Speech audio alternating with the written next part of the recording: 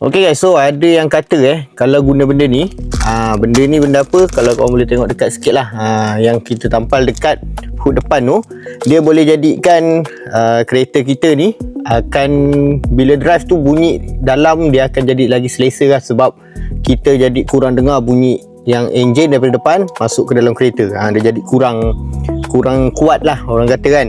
Okay, kemudian dia punya kelebihan dia yang lain adalah dia mampu menjadikan suhu yang daripada matahari dekat hood turun, kemudian dia tak terus direct ke dalam bonnet sebab enjin, dan dia akan serap dulu dekat sini. Okay, so ada yang kata macam tu, dan info untuk produk ni pun macam tu.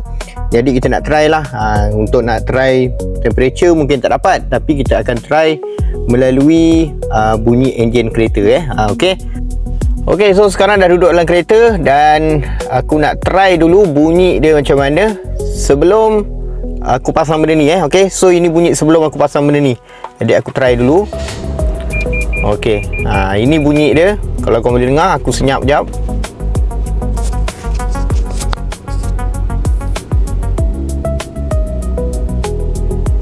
Okay, so aku letakkan mic atas dashboard.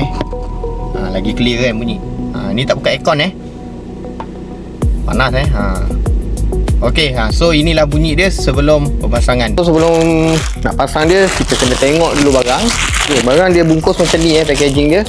Dan tengok, nak pasang dia senang je. Sebab barang ni dia dah ada double tape kat sini. Okay, so bila dah settle tengok barang, kita buka lah bonnet kereta kita. Okay, untuk pemasangan, buka bonnet kereta.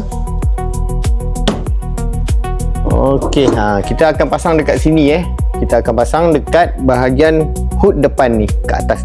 Okey guys, so untuk pemasangan dia ni, pastikan ikut betul-betul bentuk. Macam contoh bentuk macam ni. Untuk pasang dekat sini. Okey, so betul-betul lah ikut bentuk dia kan. Okey, jangan main taram dia. Nanti kan dia tak kemas. Okey, so sebelum pasang, pastikan mengikut bentuk sedia ada.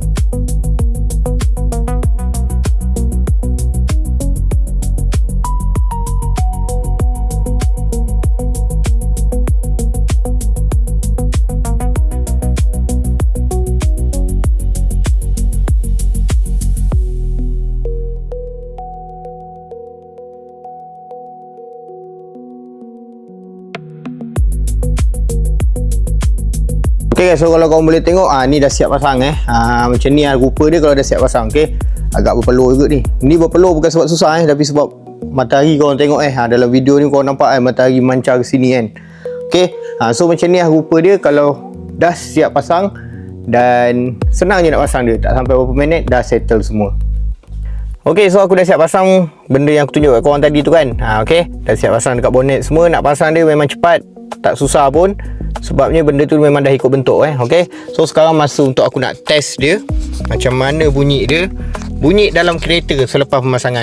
Aku nak try, tak tahu lah clear ke tak kan. Kalau ikut telinga kasar aku mungkin okey, tapi kalau korang yang dengar, aku tak pasti lah. Okay, so jom kita try. Bismillah. Okay, so ini bunyi dia sebelum tadi dan ni selepas. Kalau telinga korang mungkin tak dengar sangat kot, tapi kalau untuk telinga aku rasa macam ada je lah beza kan. Sikit lah, walaupun sikit, tapi ada lah beza dia. Okay, so kalau macam korang nak pasang juga benda tu, manalah tahu korang berminat nak tengok, nak try sendiri, so korang boleh tengok dekat bawah. Okay, terima kasih. Kalau ada apa-apa berminat nak komen ke apa, boleh tinggalkan dekat bawah. Terima kasih. Assalamualaikum.